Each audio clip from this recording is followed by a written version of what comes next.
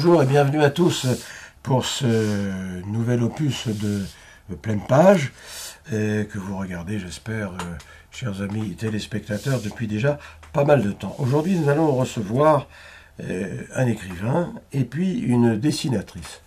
Commençons par les dames, nonobstant la parité. Et nous recevons tout d'abord Béatrice Valimard, qui est une dessinatrice, mais un petit peu particulière. Et vous allez voir pourquoi. Béatrice, bienvenue. Bonjour. Et bonjour, Béatrice Valimard. Alors, vous, votre spécialité, c'est de dessiner et aussi d'essayer d'éditer vos ouvrages. Alors, vous me disiez tout à l'heure, hors micro, hors caméra, que cet art s'appelait le kamishibai. C'est japonais, c'est quoi ça? Vous nous expliquez tout ça? Oui, c'est ça. En fait, c'est une technique de comptage. Oui. Donc, une histoire qui se lit à partir d'un petit théâtre qu'on appelle le butai. Le butai. Oui. Voilà, ce sont des planches de couleurs qui sont insérées à l'intérieur. Le compteur se place derrière. Les enfants, en général, ce sont des enfants. C'est ça, votre public est surtout oui. Un public scolaire ou enfantin. Voilà, des crèches, maternelles. Très bien. Donc, vous leur présentez ça. Les planches de couleurs sont insérées et le compteur les retire une par une. Oui. L'histoire est écrite au verso. Au verso. Et il voit la vignette de l'image suivante. Voilà. Faites-nous voir tout ça. Ce que vous avez en tout cas. Donc, celui que j'ai fait s'appelle Le Réglisse et sa maison. Voilà. L'écriture a été faite par Sylvie Lavoie, c'est une québécoise. Voilà, donc on peut mettre un petit fond sonore, donc les enfants sont vraiment à l'écoute. Oui, il y a beaucoup de chats dans vos ouvrages là. J'aime beaucoup dessiner les chats. Ah, très bien. Voilà, donc celui-là a une douzaine d'images. Oui. Certains kamishibai, bon, ça va de 8 à 20 planches en fait. D'accord. Voilà. Et alors la projection dure combien? Là j'en vois une autre, là où il y a une question de maison aussi. Là. Hein, voilà, oui, la projection dure, ça dépend du nombre de planches. Et puis bon, le compteur peut faire durer un petit peu le plaisir, quoi. Prendre son temps. Il peut y avoir des bruitages aussi, hein, selon l'histoire. Voilà. Donc celle-là, c'est la magicienne Isa. En fait, le petit chat Réglisse habite dans la maison où vit une magicienne qui fait des élixirs et un tas de choses magiques. Et de filtres magiques, peut-être. Voilà, de filtres magiques. Voilà, très bien. Et puis là, encore un beau petit chat noir qui porte malheur, je vous signale. Hein, oh non, pas celui-là. Ah, pas celui-là. Bon. Celui-là, c'est un gentil, celui-là. Oui. Et il surveille la maison et il protège des sorcières et des esprits malfaisants. Donc voilà. Et puis, on continue, au contraire. On continue, d'accord. Oui. Donc il y a des petites lucioles. Ah, j'aurais pensé que c'était des abeilles. Non, mais... Ce sont des lucioles, mais bon, comme c'est un monde imaginaire, on a le droit de faire un peu... on a le droit de changer, voilà. De changer, de mettre les couleurs qu'on veut. Et puis donc là, c'est la nuit, et donc le chat voit les lucioles qui s'envolent vers la nuit, magique. Donc il est là près du feu. Oui. Hein, voilà, il préserve le mystère des créatures qui sont autour de la maison. Alors, est-ce que vous visitez les écoles avec ce genre de travaux? Écoutez, pas encore, mais c'est dans mes projets, j'aimerais bien. Oui, parce que ça peut intéresser, j'imagine. Enfin, des petites classes maternelles ou plus. Voilà, oui, puis je crois que c'est pas très connu par ici. Parce que mon éditeur est d'Alsace. Oui. Et là-bas, dans l'est de la France, il y en a plein de choses comme ça. Les kamishibai sont très répandus, mais ici, je ne suis pas sûre. Bon. Donc, j'aimerais bien faire connaître. Voilà, vous êtes tout à fait. Une sorte de prophète dans ça. ce pays de Bretagne et de Sud-Bretagne. Oui. Et puis alors, à côté de ça, là, je vois ici, nous avons une petite maison, je ne sais pas si c'est en pain d'épices ou en quelle matière, ainsi qu'un canard. C'est du pain d'épices, oui. C'est la maison de la sorcière dans le conte de Grimm, Hansel et Gretel. C'est du papier mâché. Voilà, donc j'aime beaucoup faire du volume en papier mâché. Et cette petite maison va rejoindre un décor que j'ai presque terminé avec les personnages pour animer une scène et prendre en photo. Et puis ce canard à chapeau violet. Alors c'est Monsieur Canard. Oui, d'accord. Voilà, en papier il ressemble mâché. à Gédéon, vous savez, Gédéon, c'était un canard. Oui. De BD. D'accord. Et alors, ces choses en papier mâché, c'est d'ailleurs très pittoresque. Vous les vendez? Oh non. Non. Alors, Ça, c'est vraiment mon plaisir. C'est votre plaisir. Oui, oui. Et là, en revanche, vous cherchez un éditeur pour... Voilà, donc là j'ai... Votre petit théâtre. Eh bien, l'éditeur, là, donc je l'ai pour réglisser sa maison. Et puis j'ai fait un autre... Alors, vous avez aussi un autre projet spécialité. de Kamishibai écrit par Linda Conchaudron, donc une jeune auteure de la région parisienne. Et ça s'appelle 5 petites sorcières. Donc là, j'ai amené 2 images, donc, qui sont évidemment des photocopies, puisque ça sera le même format que les Kamishibai traditionnels, 37 sur 26,5. Voilà. C'est très précis du point de vue des mensurations, oui. en tout cas. Et puis alors, évidemment, ces illustrations que vous faites, Béatrice, c'est aussi pour illustrer certains livres d'auteurs. Oui. Alors là également, vous êtes en quête d'auteur. Oui, oui, parce que j'aime bien travailler en collaboration avec un auteur. Je suis pas... j'ai essayé d'écrire quelques textes, mais bon, voilà, on peut pas te... Enfin, pour ma part, je ne suis pas auteur, voilà, je préfère illustrer. Oui. Donc je suis toujours en recherche de textes d'auteurs. J'ai quelques projets en attente, celui-ci par exemple, qui a été écrit par Roxane Tillman, qui est de Bruxelles. Ça s'appelle La cage aux oiseaux.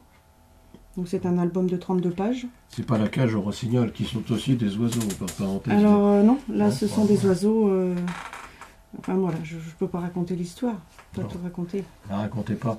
Dites-nous simplement si vous allez être édité. J'aimerais bien. On est toujours, on frappe aux portes des éditeurs et il faut. Alors je vois d'autres illustrations également dans votre production. Alors là, c'est un album également. Voilà. Ça s'appelle La bergère. Pardon. La pieuvre qui voulait être bergère. Donc avec Linda Conchaudron, toujours à l'écriture. Beaucoup de contes en somme. Hein. Ah bah oui, oui. De toute façon, voilà, c'est mon univers. C'est tout ce qui se rapporte aux enfants, je dirais autour de 5 ans, à peu près. Et toujours les contes, tout à l'heure nous parlions de Grimm, justement. Donc, oui, les contes classiques m'inspirent aussi beaucoup. Dans la veine. Là, il y a aussi un joli un tableau, on peut peut-être le faire voir à nos téléspectateurs. Alors là, c'est un conte que j'ai trouvé, un conte indien, traditionnel, qui s'appelle... Le petit chat que tout le monde pourchassait. Voilà. Donc là, j'ai apporté les originaux. En fait, j'ai fait 2 illustrations pour ce conte. Donc c'est un petit chat voilà, qui est martyrisé par toute la population de village. On ne sait pas pourquoi. Il va se cacher dans la forêt. Et en fait, l'histoire nous raconte que c'est un tigre. C'est le premier tigre de l'Inde qui, à son tour, fait peur aux gens. Toujours un joli conte, comme vous en avez l'habitude et la spécialité, bien sûr. Vous êtes, je dois dire, pour nos téléspectateurs du vignoble, bien, ma foi, une habitante pas très loin d'ici. Vous êtes... J'habite à Cugan. À Cugan, oui. C'est tout à côté. C'est la frontière de la Vendée avec la Loire-Atlantique. Oui. Voilà. Et la Vendée n'est pas intéressée par vos ouvrages? Non. Il faudrait peut-être les voir. J'ai contacté quelques éditeurs. Oui. Je ne sais pas si je peux les nommer. Bien sûr. Alors, on peut tout faire à TVC vraiment. C'est un éditeur que j'ai rencontré au Printemps du Livre de Montaigu l'année dernière. Oui. C'est l'édition des Minots. Bon, ils m'ont donné beaucoup de conseils. Ça a été très constructif, mais bon, ils n'étaient pas intéressés. Mais c'est pas grave, ça aide ça booste pour la suite, de toute façon, de faire des rencontres.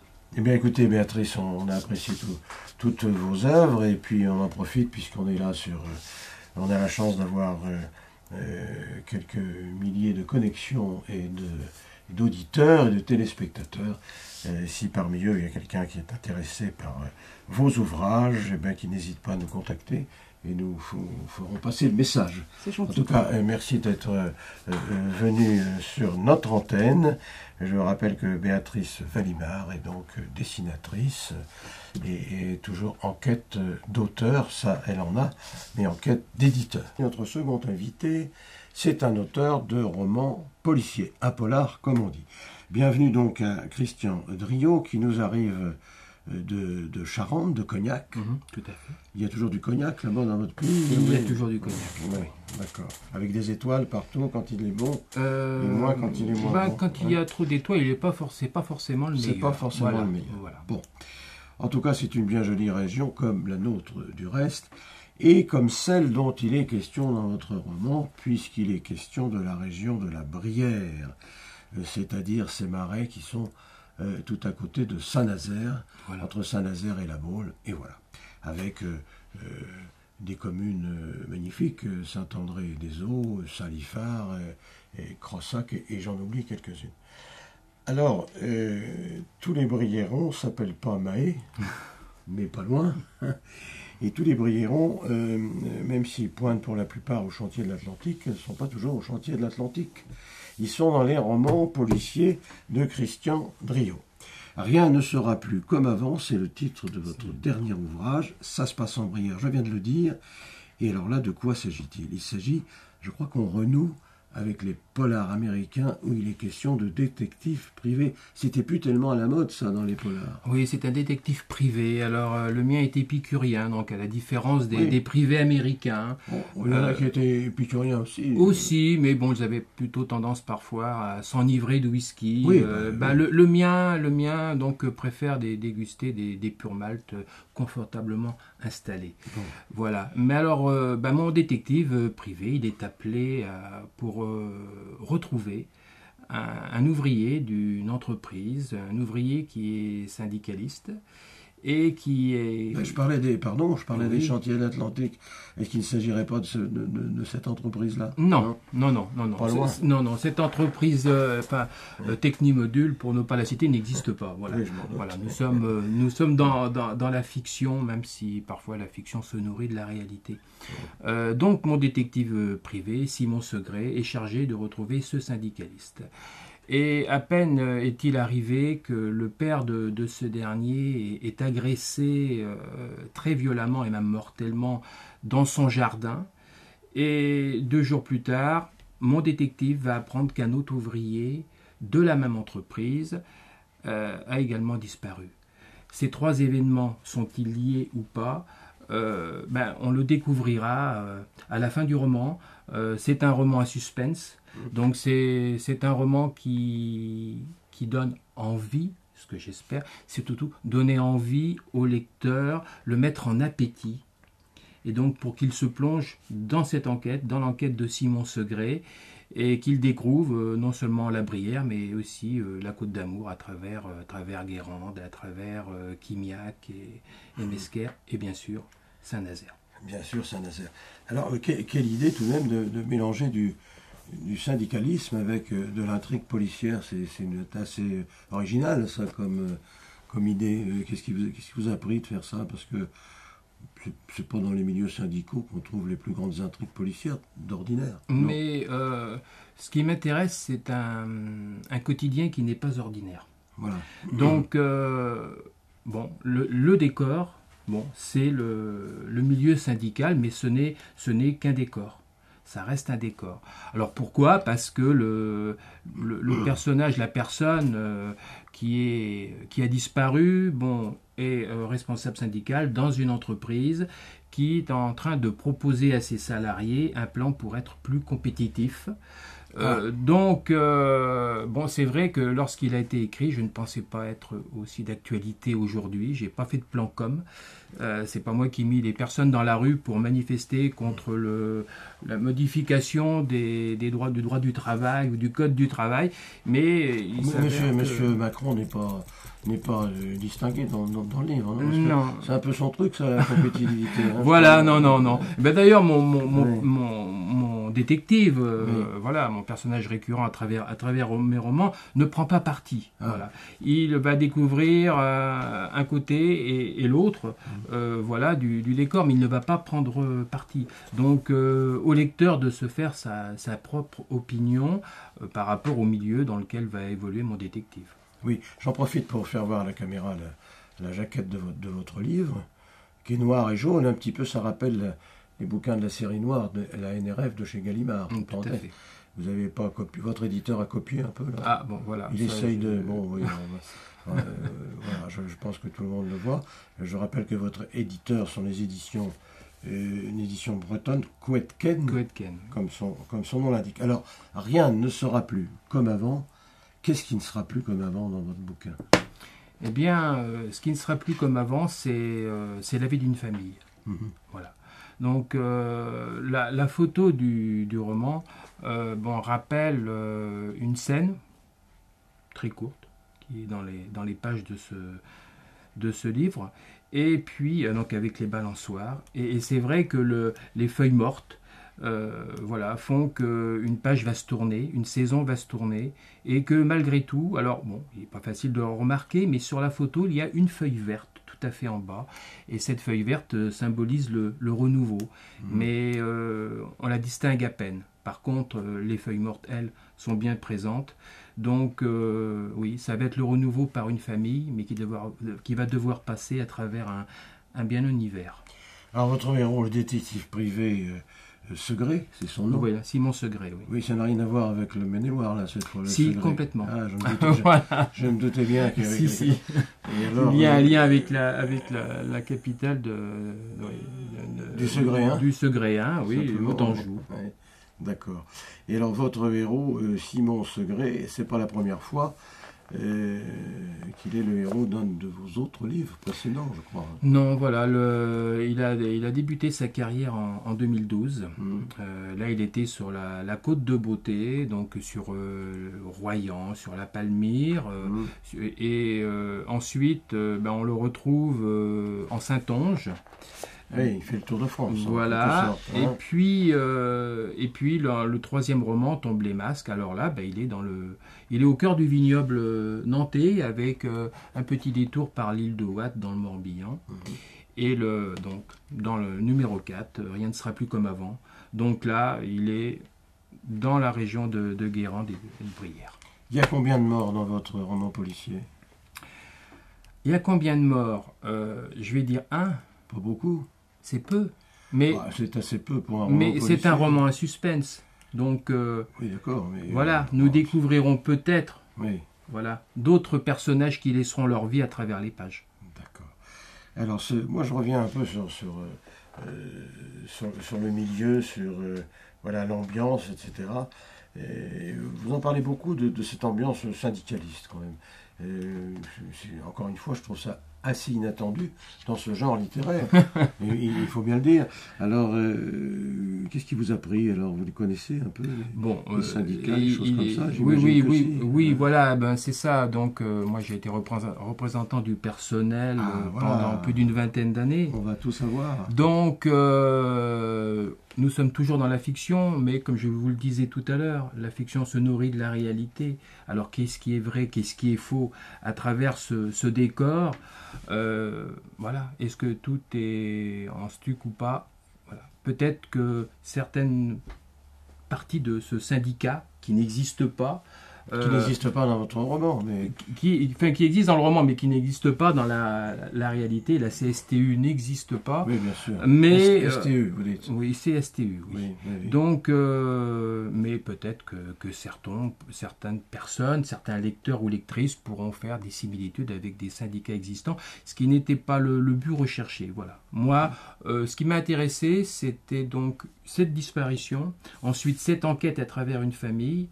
Et puis, en toile de fond, le syndicalisme. Alors, comment est-ce qu'on écrit un roman policier, rapidement? Comment est-ce qu'on écrit un roman policier? Comment vous les écrivez? Eh bien, j'avance pas après pas. Je ne fais pas forcément de plan. Voilà. Là, il y avait une idée, c'est-à-dire la disparition d'une personne. Que fait cette personne? Pourquoi pas? Voilà, donc représentant syndical dans une entreprise qui est plus ou moins, on va dire, en préparation d'un futur un peu compliqué pour les salariés. Ensuite, des lieux, parce que mes romans naissent aussi par rapport aux lieux, et donc des lieux que je rencontre, qui me plaisent, et puis ces lieux, j'ai envie qu'ils soient présents dans le roman. Puis parfois des rencontres, et le roman avance tout doucement de lui-même. C'est-à-dire que je pars avec une toute petite boule de neige et je finis avec une très grosse. J'avance, voilà, page après page, et il est vrai que, quand je suis à la page 15, je ne sais pas forcément ce qui va se dérouler 5 pages plus loin. Très bien. Quel est votre détective privé préféré parmi vos collègues? Ce n'est pas forcément un détective privé. C'était plutôt un commissaire, et le commissaire Maigret, pour ne pas le citer. Voilà, Simon, donc. Voilà, Simon. Vous aimez bien Simon. Voilà. Oui. Qui aurait certainement fait des choses aussi sur le syndicalisme. Il connaissait bien ce genre de milieu. Particulièrement, entre parenthèses, du côté de Saint-Nazaire. Voilà. Merci, Christian je voudrais simplement finir un projet, j'imagine. Un projet, oui. Bon, ce projet, pour le moment, il n'est composé que d'une dizaine de lignes. Oui. Donc, voilà. Un polar aussi. Un roman à suspense aussi. Un roman à suspense. Est-ce que je peux profiter de votre antenne pour passer un message voilà, et puis pour dire que d'abord, je suis très heureux d'avoir été invité par TV Sèvres-Maine. Oui. Et puis également que je me propose de me déplacer gracieusement dans les bibliothèques, même les toutes petites structures, pour y présenter mes ouvrages, parler de l'écriture de mes romans et de mon univers. Et voilà qui est fait. En tout cas, merci d'être venu depuis la Charente et Cognac pour nous retrouver. Et à la prochaine fois, votre prochain polar, on se revoit ici si vous voulez. Avec grand plaisir. Si vous voulez bien. Voilà, merci à toutes et à tous de nous avoir suivis. Et bien, on se retrouve pour un prochain Pleine Page. Merci.